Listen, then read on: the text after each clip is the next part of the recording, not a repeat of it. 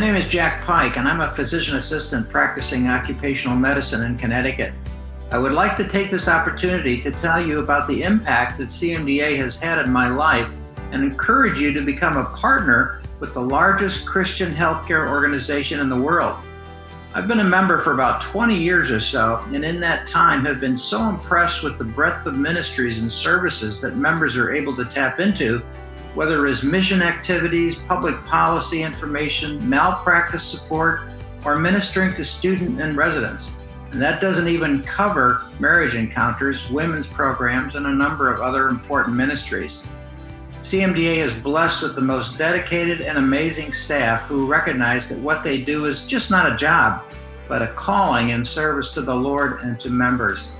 As an organization that was formed to serve the needs of physicians and dentists, CMDA has widened the umbrella of membership and welcomed physician assistants, nurse practitioners, nurses, physical therapists, pharmacists, and other healthcare professionals. For the last 5 years, I've had the immense privilege of serving on the Board of Trustees and having a more in-depth understanding of the scope of CMDA's value to Christian healthcare professionals. I couldn't more highly recommend that you become a member of CMDA.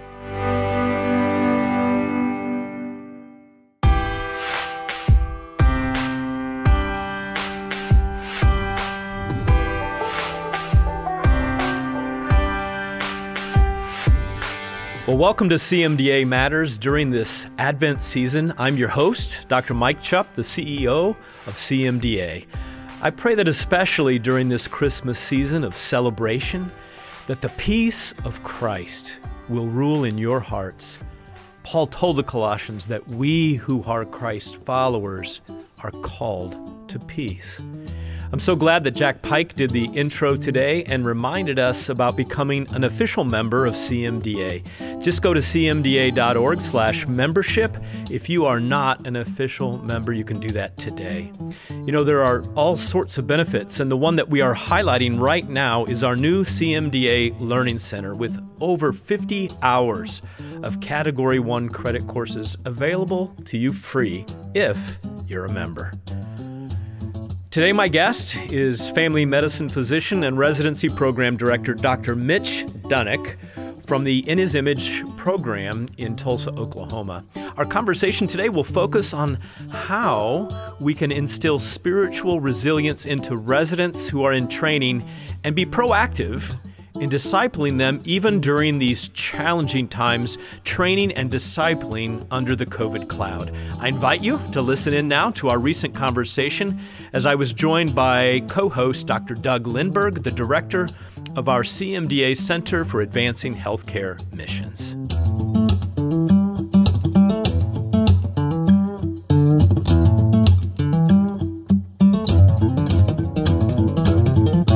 Well, today our special guest on CMDA Matters is Dr. Mitch Duininck, and he's the president and CEO of In His Image Incorporated and the program director of In His Image Family Medicine Residency. And I've been hearing about this residency actually for many years, and actually had a couple of partners up in Michigan who are graduates of that program, just solid family physicians.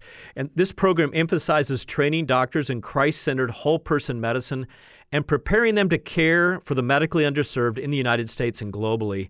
Many of the graduates of this program are actually right now serving overseas as full-time medical missionaries. Dr. Duininck also happens to be the CEO of In His Image International and Good Samaritan Health Services. He's board certified by the American Board of Family Medicine and is a fellow of the American Academy of Family Medicine. And just the list of countries, Dr. Duininck, that you have been to over the years is so impressive. India, Kenya, Ghana, Afghanistan. I can't go through the list. And then, of course, you served as medical missionaries with your wife, Leah. You have 6 children and 6 grandchildren. You served at Mana Mission Hospital in Ghana, West Africa for 2 years. And then also, when we were together down in Houston at the M3 conference, you told me about the time serving in Afghanistan. So welcome to CMDA Matters, Dr. Duininck. Yeah, thank you so much. I'm really happy to be here with you. And I've asked to join me today as a co-host Dr. Doug Lindberg, who is the director for our Center for Advancing Healthcare Missions. So welcome, Dr. Doug to this program, the CMDA Matters today. Thank you, Dr. Chupp, and welcome, Dr. Duininck. So Dr. Lindberg is joining us from the metropolitan area of Milwaukee, Wisconsin, because half-time now he is working in an urgent care clinic as a family medicine specialist, and then the other half devoting to helping us with advancing healthcare missions at CMDA. Well, Dr. Duininck, we invited you here today because we wanted to talk a little bit about how educators can help instill spiritual resiliency into the hearts and lives of the residents they work with. And you have been the program director now for how long in Tulsa at In His Image? Been a little bit over 20 years now, but it's been about 30 years since I've been on the faculty here. It's amazing to imagine that. Time flies, I guess, when we're having fun and doing good stuff. So yeah, it's been quite a few years. Well, a lot of questions that we have for you today, but certainly in 2020, with all kinds of curveballs being thrown in taking care of patients, and now on top of that, medical education, what are some of the biggest challenges that you have faced as a medical educator in the midst of this COVID-19 cloud? Yeah, it's a great question. You know, this thing hit us pretty hard. If I look at the big picture, I say residency training is hard. Being a doctor is hard. I kind of try to talk people out of being a doctor and tell them, you know what, only do it if nothing else works for you, because it's a huge responsibility. It's quite a demanding life course, and it takes a big commitment if you're going to be good at it, and people deserve excellent, well-trained docs. So, you know, residency is hard. Sometimes I tell people, you know, when you get done with dental school, you're a dentist. When you get done with law school, you're a lawyer. When you get done with seminary, you're a pastor. When you get done with medical school, you're a resident. It's like, wow, now the work really begins. So it is quite demanding, but it's a huge responsibility. And at the same time, I would say a huge privilege to be a physician. People all over the world would do anything they could if they could come to America and be a doctor. So it's a privileged position, but a hugely responsible position that requires and demands a lot out of people. So with this COVID situation, already you're in a demanding situation of long hours, tough patient care issues. You're doing patient care, but you're studying and going to lectures and trying to prepare for tests and certification exams. And then this COVID thing hits us, and it really stood everything on the end. I think we were very fortunate being in the middle of the country. It was and continues to be a little bit different than on the East and the West Coast, but our clinic was asked to be the COVID clinic, the COVID outpatient center for the entire health system of, I don't know how many docs, but well over 500 physicians in our health system and a lot of outpatient centers. So we were asked, they said, you guys know how to do this kind of stuff. You know how to deal with epidemics and pandemics and challenges. So we're gonna kind of ask you to do this. So since the 1st of March, our residents and the faculty have been running every weekday a respiratory COVID clinic and testing people and examining people and trying to stay up with the new treatments and trying to stay up with the diagnostic modalities and the quarantine. And it's really been really a moving target because, as everybody knows, every week for sure, and sometimes almost daily, new information has come out. And it did put a bit of a strain, I think, on our whole system and on the residents, because all of a sudden, right on top of the normal academic things you're doing and the normal patient care things you're doing, we've got this new infection that we just don't know what to do about it. And trying to stay safe, trying to stay healthy, trying to protect ourselves and care for our patients, keep the panic level down a little bit, because there's just a lot of paranoia, a lot of panic, a lot of misinformation. The great news that I have is now it's been quite a few months, and we've not had one of our resident doctors or one of our faculty doctors have a positive COVID test. We've tested quite a few of them. Now, one guy got it because his dad came up for graduation from Florida and gave it to him, but that's the only one. And really, we've had some people investigated, but we've not had anybody miss work for it. And even our medical assistants in our clinic. So, we wash hands and do masking, and we're doing all the patient care stuff. We've got a nice little drive up in the back of our clinic, so we're doing that all outdoors, but we've not gotten anybody that's missed work and gotten sick. And that's a huge blessing. And even we were doing a lot of inpatient care. too with COVID patients at the start. So that's a big blessing. And I think we've learned a lot, but it's pretty big strain on everybody. Mitch, you're an educator, you're a leader. How do you see and how do you advise leaders and medical educators, be they preceptors or mentors or residency directors? How do you stay resilient yourself through this time? And even more, how do you instill and pass on spiritual resiliency to your med students and residents who you're working with through this COVID-19 era? That's a great thing to ask and to wonder about. And one of the things I wonder is, what do people do that don't know God? How do you approach these kinds of things? Right. But I even thought about medicine sometimes. If there's not a God and he's not here helping us and he's not here loving people, how do I deal with the frustrations, with the hours, with the disappointments, with the failures, if I don't know there's a God and he's good and he loves us and helps us? And I've heard from a lot of programs around the country, kind of exactly that question. That, there's a big push on wellness and keeping people healthy. But also in a lot of training programs, residents pushing back and going, I didn't sign up for this and I'm not going to do it. And programs actually saying, we're not going to have our residents involved in taking care of COVID patients in the hospital or out of the hospital. And our approach was like, you know what, you're in medicine. You pick this as your profession. You pick this as your specialty. These are sick people and we need to be at the forefront. Now, we don't want to be cavalier, but we also want to say, you know what, we believe that God is in our lives. He's directing our lives. And this is no great surprise to him. And why don't we as followers of Jesus step up and lead the way and step up and say, we're going to take care of the hurt and we're going to take care of the suffering. But then at the same time, let God take care of us. Because whether it's COVID or just long hours in healthcare, or whether it's international mission work where the lines are endless, the physical needs and demands of the patient are infinite, how do you do that? And I think it's really finding a way to go to God and say, God, I'm going to do the best I can with what you've given me, but I need your power and I need your strength. And if I do this in my own ability every day, and even in my own God-given abilities, I'm going to get tired. I'm going to get worn out. I'm going to get frustrated. And at the end of the day, saying, I did the best I can, and I'm going to give it to you. I'm going to roll my cares over to you. And then I'm going to find a way to take care of myself. We talk about that quite a bit with our residents. What do you do for self-care? And I'm not talking about feeling sorry for yourself. And I'm not talking about, just whining and saying, oh, I need more time off. My hours are too long.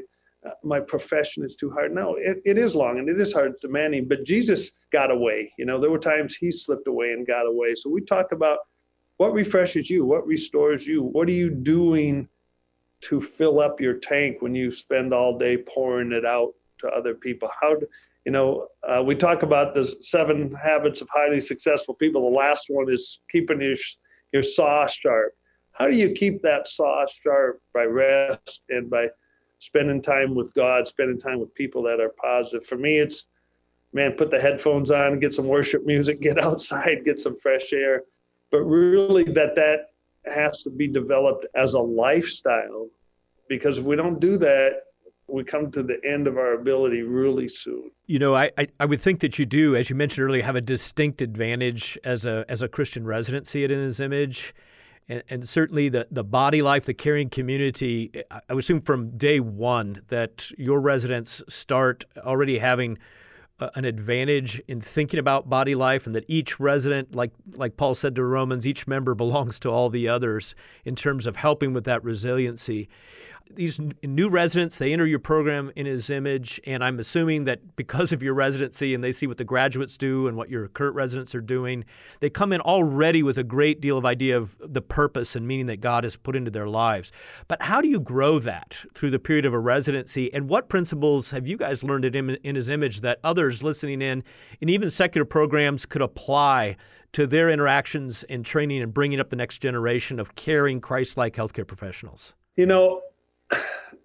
It's an ongoing thing. I do think we've learned things over the years about what works. We have a couple retreats a year and just say, okay, we're off, we're done, stop, get away, catch your breath. We talk about what do you do on your vacations, but even we talk about what do we do every day. So in the hospital, before we start our checkout early in the morning, okay, we're going to stop, get the word of God out, put a couple songs on, let's worship God. Worship and singing together has always been a part. It's kind of one of the things that we just do. And even sometimes it's sort of annoying. It's like, oh, we got to sing again. No, we're going to sing because we're going to like refocus our brains and do that. And encouraging people to do that in their personal life is important. Residency is harder than people expect. I just met with half of our first years and I said, hey, how's it going? We're in October. And, some of them are like, this is way harder than I could have imagined. Because I think what I see is medical school is getting easier. Not necessarily intellectually, but the requirements of medical students in the third and fourth year is less. They're mostly observers. They don't get to touch patients. They don't get to do very much. Their hours are 8:30 till 4:30. And then they hit residency and it's brutal because there's so much to learn. So we try to really tell people this is going to be hard. It's going to be the hardest thing you ever did. It's going to be the most demanding thing you've ever done. And that's not bad. It's almost like boot camp in the military. It's like there's a future coming here that's really important and you got to get ready for it. But we're going to be alongside you and we're going to help you. And you're never alone. And we're going to talk about stuff. And when you're having a tough day, let's talk. When you're having a great day, let's talk. Let's take care of each other. Let's not compete with each other for, the best score, the best test, the best evaluation. Let's go. We're going to all finish this thing strong. And I think having that camaraderie, that body of Christ thing, saying we're all in this for a purpose, and we're training because of what God has called us to in the future. There's a purpose here that's important. I talked to a neurosurgeon not too long ago who's my friend. He's a believer and he's excellent. And he's married and he's got kids and he's well recognized and he makes a potload of money. And he was just really, really frustrated and disappointed and upset with administrative things and health economic things and the politics of the hospital. And he's like unloading on me. And when he finally took a breath, I said, so why did you go into medicine? And there was this long pause. And he said, can we go to lunch sometime? And I think it was very telling of, what our purpose is and what drives us makes such a big difference, even for believers, because it's very easy for us to get caught up into that same hassle and rat race and goal setting and orientation and focus as unbelievers, like nice ones. If you have a really nice, kind, excellent, compassionate unbeliever, how is that different than what we as followers of Jesus do and look like? And we talk about that in residency a little bit. And then, trying to pray for each other and pay attention. And it's kind of like raising kids, you guys had kids, and so do I. You hug them and you love them and you beat them and you care about them. You go on hikes with them. But then you got to let them grow up too and become men and women that are, have their own walk with God and are independently strong. And if you don't go through tough stuff, you don't get tough. And if you don't go through problems, you don't develop the muscles that you need for what the future's going to hold for you. So it's I think an ongoing life. Our one of our theme verses here is 2 Timothy 2:2, where Paul says to Timothy, the things that you've heard and seen and watched in me, teach those to other faithful people, faithful men who themselves can train others.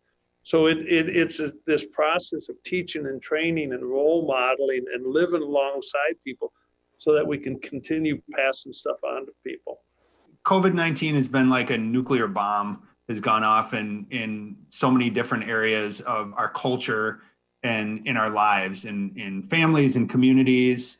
And I'm sure that IHI and residencies in general are no exception to that. So could you kind of pull back the curtain a little bit and let us know what COVID-19 has done as far as just the residency goes with schedules, rotations, and also the faith walk and well-being of the residents and faculty that you have there?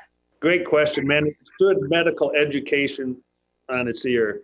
Right now, we're interviewing fourth-year medical students and finding out that March, April, and May of last year, they did their hospital clinical rotations virtually. So I'm just wondering, how prepared are they going to be residents when they've done a whole bunch of virtual rotations that are supposed to be patient care. We're going to find that out. We are interviewing people. A lot of residency programs are only doing virtual interviews, but we have a lot of people that come and do elective rotations with us that do a 2 or 4 week rotation, both in the hospital and out of the hospital. And while they're here, we interview them. We're giving people the option to apply and interview virtually, but some places are 100% virtual. The same with patient care. All of a sudden, no patients were coming to the hospital, and we were shut down for about 6 weeks. It was COVID only. So all of a sudden, what happens to your patient care experiences? I mean, that's a very narrow patient mix, right? It's just respiratory illnesses. And where's the hypertension and diabetes and well woman care and obstetrical care and all those kind of things. So it really made it a challenge. And we developed virtual care. All of our docs start calling patients at home and do virtual visits, seeing them on the screen and talking to them. And that got ramped up really fast. It's something we talked about for a long time, but it got ramped up really fast. There are some programs that are still doing 50 to 70% virtual visits, and we're probably back to about 80 to 90% in-person visits.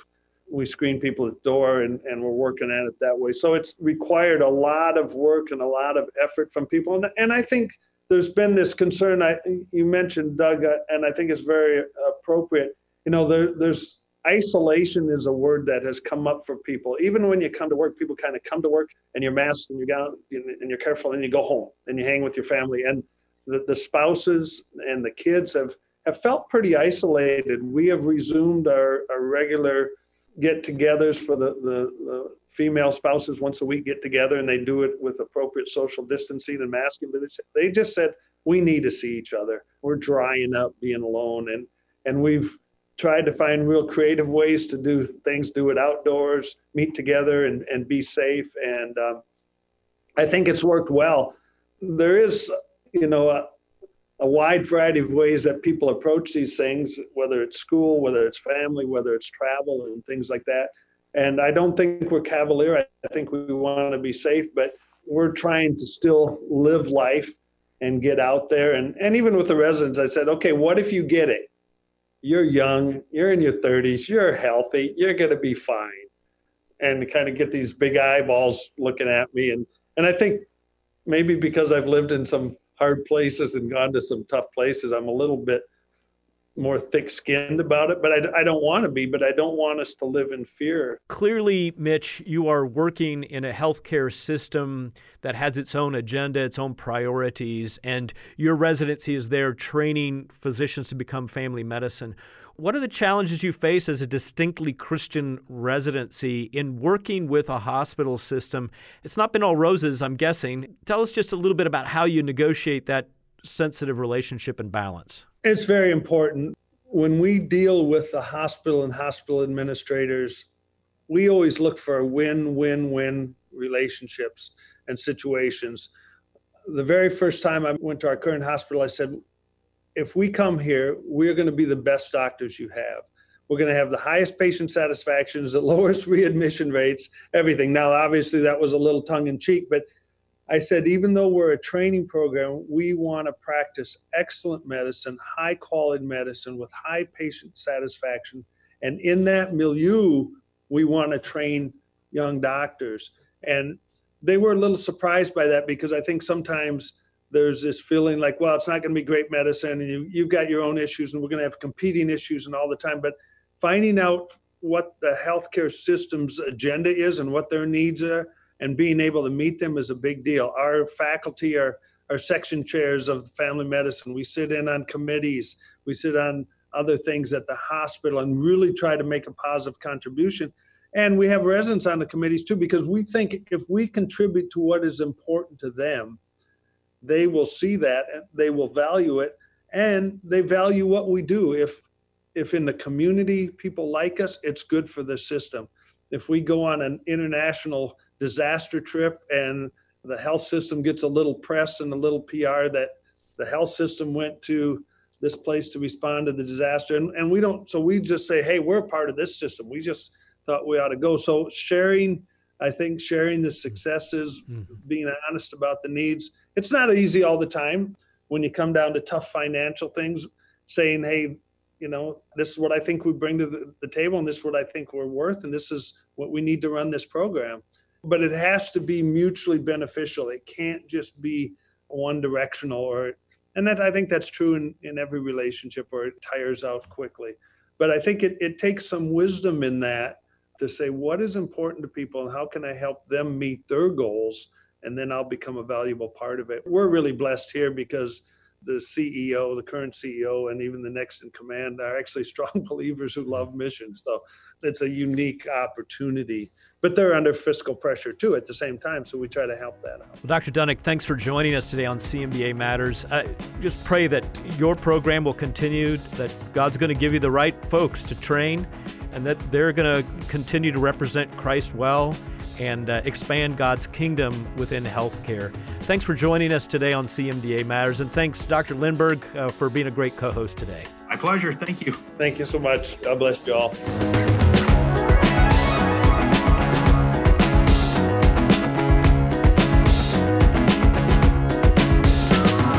Well, Dr. Duininck was kind enough after that interview to provide us with a list of other faith-based family medicine residencies just like In His Image, and we will link to those in the show notes. Well, Dr. Duininck mentioned his wife Leah's book, Finding Roses in the Dust, and we have that in our Life and Health resources. You can get that on web or calling our number that I'll give you shortly. We do have permission to mention that, as security is no longer a big concern for the Duinicks. Well, I think you heard Dr. Duininck mention that the road to becoming a physician is long and hard. I don't know if I've ever been quite as poignant with others as he has been in discouraging people to go into medicine if they're not fully committed. But I've also heard recently that right now, because of the COVID outbreak, the Fauci effect, so to speak, is leading to more medical school applications than ever before, record numbers. You know, if you have a pre-med student in your life, we do have a book entitled Preparing for a Career in Medicine, A Christian's Guide to Getting Into and Surviving Medical School by Dr. Kent Shih, S-H-I-H, M.D. It'll make a great Christmas gift if you have someone like that around. This book contains both factual and practical information about life in medical school, intertwined with solid theological discussion. It gives instruction on how to improve grades and MCAT scores, how to discern God's will about a career, how to prepare personally and spiritually for medical school, and also how to successfully navigate the interview process and how to avoid numerous pitfalls that await those who are applying. Whether they continue in their present plans or decide that medical school is not for them, this book will serve them well. You can find this book and many others at cmda.org/bookstore, or just call and order it, 888-230-2637.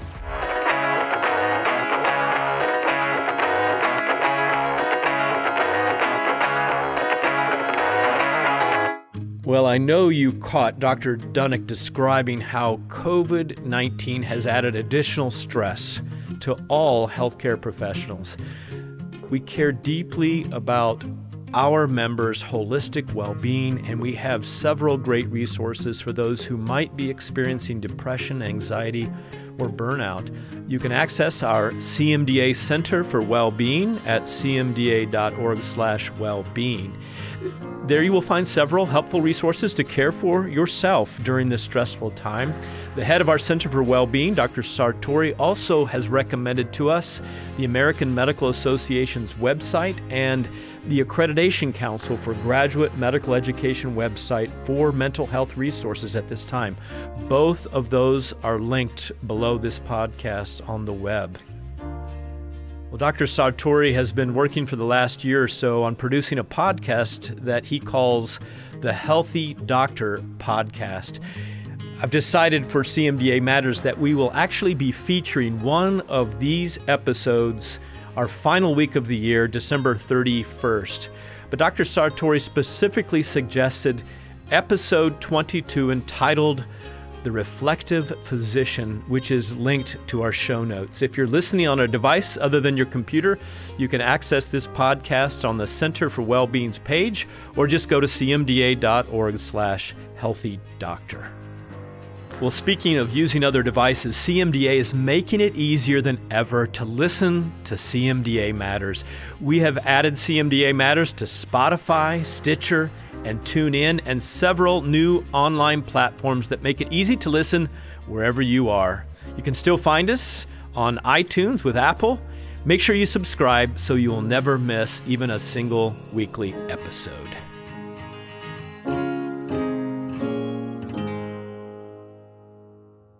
I've been asked to let you know that our ministry, Global Health Outreach, is asking for your help. The coronavirus has been devastating to the Navajo Nation, and they are requesting specifically more registered nurses, licensed practical nurses, and certified nurse assistants throughout the various sites, including inpatient, critical care, med-surg, and their emergency room. They're asking for a 2-week minimum commitment, but of course, they'll welcome longer-term commitments. If you feel led to serve in this capacity, just go to cmda.org/GHO and click the big red button on the right to find a trip, or just email us at gho@cmda.org.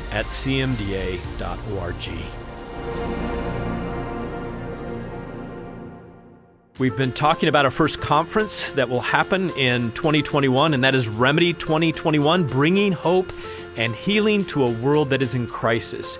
This conference will challenge you to be on mission every single day, right here in traditional U.S. medical and dental practices, as well as abroad cross-culturally. Our goal is to stimulate your imagination, so you will consider how you might do this starting now, through education as well as your training, and even as you practice healthcare every day.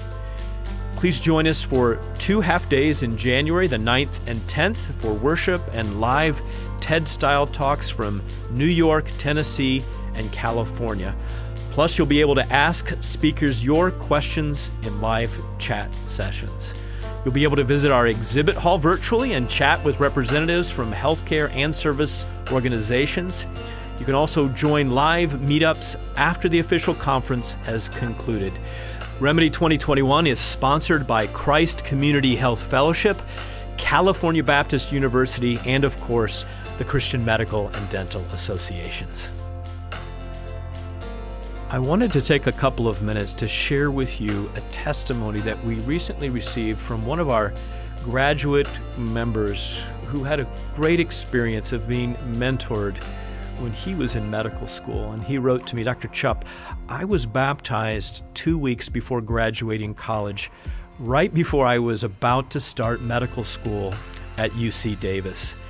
This would be my first time moving hundreds of miles away from my church, family, and college girlfriend who would eventually become my wife 3 years later. I was saved during my junior year after a study of Genesis, 1 Timothy, and Revelation revealed the futility of my reliance on science and good works, and had no idea where my faith should go next. I knew I wanted to be a doctor and be involved in church. I knew the world needed to hear the gospel of Christ. I knew that I had the opportunity to unique mission fields through medicine, and I knew I wanted to glorify God in my friendships, my future marriage, and my career.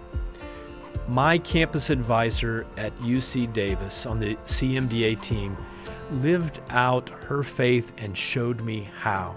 As a young believer with unsaved parents, I looked up to these physicians who could use their professional calling to go and make disciples. They were wise with their time and generous with their finances. They saw the people around them as souls who needed Jesus. They remained faithful at their local congregation and used CMDA to disciple younger believers. They traveled in mission trips to use medicine as a vehicle to reach distant people groups. They were excellent physicians as well, who exemplified for me 1 Timothy chapter 3 and Proverbs 31 in their personal and professional lives. In addition to being a role model, my campus advisor was my close friend. She went to my wedding. I went to her baby shower. I prayed and mourned with her when an adoption did not work out as planned. We broke bread together over holidays, weekly lunch meetings, weekend Bible studies, and regional CMDA conferences. You know, as I look for ways to serve and use my calling as a physician at Kaiser, where I work, I feel like discipleship through CMDA is a great way to reach a group of young souls who need mentors and see that their training is far from purely medical. There's a greater world out there beyond the books and rotations, and their faith should not take a back seat to medical training. You know, my prayer for you today, especially if you'll join us for the Remedy Conference and be challenged by role models, people who are living out their faith on mission in healthcare, that conference will be a fruitful blessing in your life as it has been for others. You can register and get more information about this conference at cmda.org/remedy.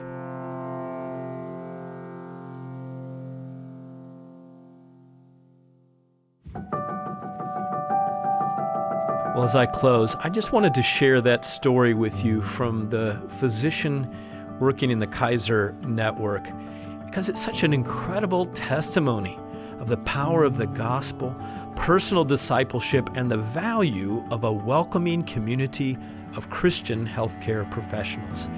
I hope that this story inspires you with the impact your CMDA is having in the lives of so many. Even as I record this podcast, stories like this are being birthed all around our nation. With ministries on more than 329 healthcare campuses, together we are making a difference in the lives of thousands of students every week. You know, during December, so many of you have been responding generously to give and to help the many ministries of CMDA to help us have the resources and staff needed to see lives transformed through the power of the gospel. As you prayerfully consider your support, I wanted to share that a member graciously offered a $100,000 matching gift for gifts received by Christmas Day, December 25th. And the news is even better. Since we first announced this available match, a little over $55,000 has already been received toward this matching gift. To God be the glory, and thank you, members, for your generosity. I know that seeing students' lives and residents and other young believers and older believers to see their lives transformed for Christ, changing hearts in healthcare, it matters to you. And because it matters to you, it matters to CMDA, and CMDA matters. Well, next week, my special guest is Dr. Henry Williams, who's chairman of the board of the Tennessee Center for Bioethics and Culture, and he will be talking to us about gene editing, bioethics, and techniques. You won't want to miss it. We'll see you next week, God willing.